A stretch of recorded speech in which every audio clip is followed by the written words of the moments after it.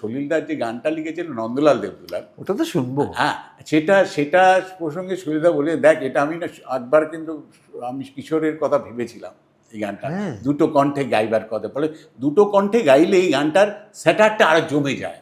সেই হিসেবে বলে আমার উনি কি তোমাকে এটা বলেছেন? আইডিয়াটা উনি দিয়েছিলেন? না, এই আইডিয়াটা আমার, আমি ওনাকে যখন বল এই গানটা আমি তার আগে এই গানটার ব্যাকগ্রাউন্ড একটু বলো না, ক্রিয়েশনের ব্যাকগ্রাউন্ড। এই গানটা এটা তোমার আইকনিক সং। হ্যাঁ, এটা কিন্তু কার্তিক বসন্ত কিন্তু রেকর্ড করেছিলেন।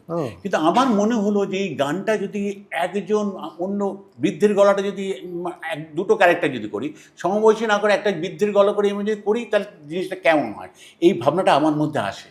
আমার মধ্যে আসার পর তখন আমি করে সলিলদাকে যখন শোনাই, তখন সলিলদা বললেন, স্বপন এটা খুব ভালো হবে, তুই যদি একা করতে পারিস। ইনফ্যাক্ট এই গানটা করার সময় আমি কিশোরের কথাও আমি ভেবেছি যে দুটো গলা করে, কারণ হাফ টিকিটে যে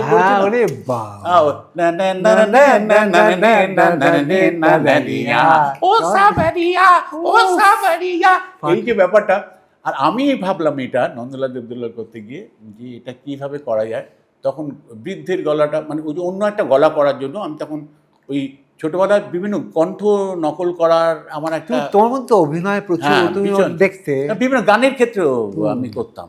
হ্যাঁ, নীলাম বডি শাড়ি পরে নীল যমুনায় কে যায়, ধরো কিছু না জেনেও কিন্তু ধরো সেই সময় নানা ধরনের মানে ক্লাসিক্যাল যে কাজগুলো যেগুলো সেগুলোও কিন্তু তুলে ফেলতাম গলায়, অ্যাট্রাক্ট করতো। হ্যাঁ, অ্যাট্রাক্ট করতো, মানে যেটা ভালো লাগতো সেটা আমার আত্মীকরণ করা কোনো অসুবিধা হতো না, সহজে হয়ে যেত। এইভাবে কিন্তু রবি ঠাকুরও আমার কাছে এসছে। ও হে নন্দলাল, শুনছি নাকি মেয়ের বিয়ে, পাত্র কেমন দেখে? পাত্র খুবই ভালো, খাঁটি সৎ ব্রাহ্মণের ছেলে, চোখ দুটো যা টেরা, একটা ঠ্যাং খোড়া, রংটা বেজায় কালো, নইলে পাত্র খুবই ভালো। বুঝলে নন্দলাল, পাত্র তেমন ছড়ে ছোলে, কানা কিংবা খোড়া, তাকেও বিচার করে থোড়া। জয় কালী বলে দাও ঝুলিয়ে, বুঝলে নন্দলাল।